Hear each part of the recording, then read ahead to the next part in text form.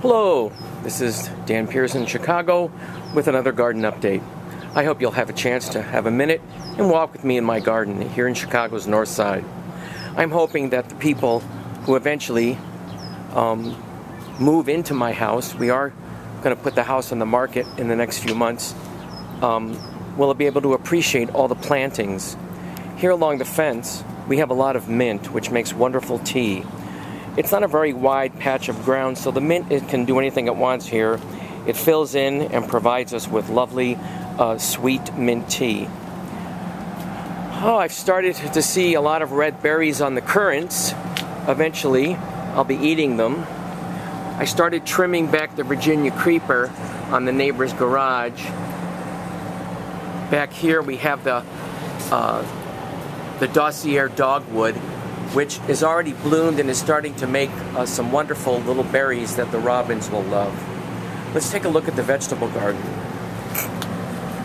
Back here I have pineapple sage and a tomato doing very well.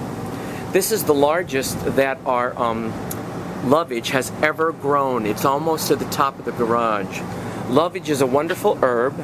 It has a flavor that's similar to parsley and celery, and you use the leaves in stews and soups. I even eat it fresh and throw it in salads. We have a few larkspur that it managed to grow. This was so choked with all kinds of things, I had to thin everything out, so I have room for my tomatoes. I have a number of tomato plants that are doing very well. And you can see the tops of the garlics. They're all over the place. They look like aliens, don't they? I hope I get a few really good garlics out of them. Back there is my hops plant. That'll come back every year, and I'm going to take some rhizomes with me when I move, so I have my hops plant. But I grow the hops so that I can make tea. Hops is a wonderful herb that helps you relax. That's why beer is so relaxing. Besides the alcohol, the hops provide a kind of a little relaxation. The Jackmani clematis is doing beautifully. Look at those lovely flowers. This was all spring flowers. Well, they've all died back, and I've thrown in a bunch of poppies. This should fill in with poppies at some point in time. That there's all sorts of spring bulbs down there. Let's take a look around the corner. Look at that feverfew.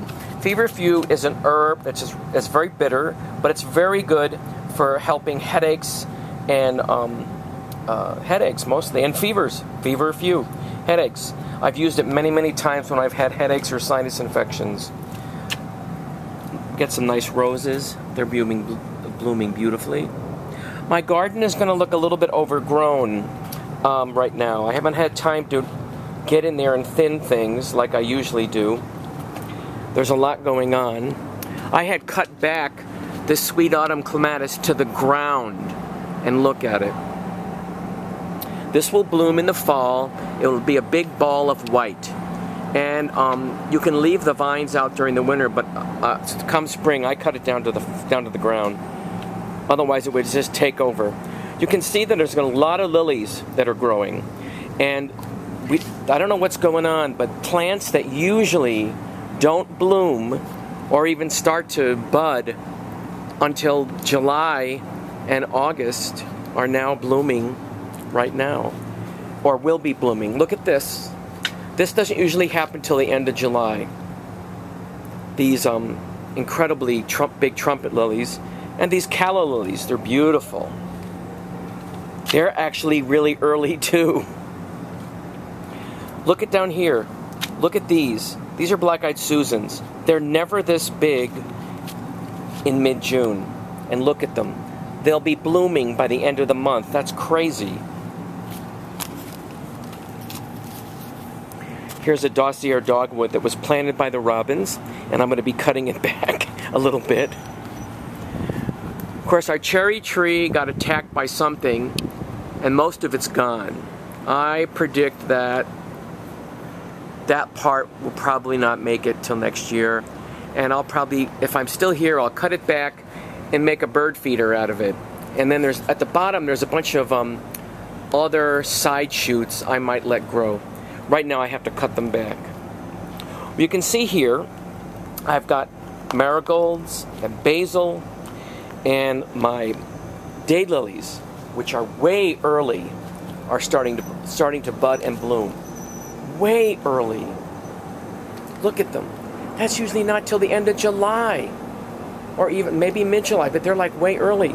I've got my my lemon balm, which I absolutely must cut back and then tie the bunches to dry out. Otherwise, they're going to take over the world. Here's my sweetgrass. It's doing really good.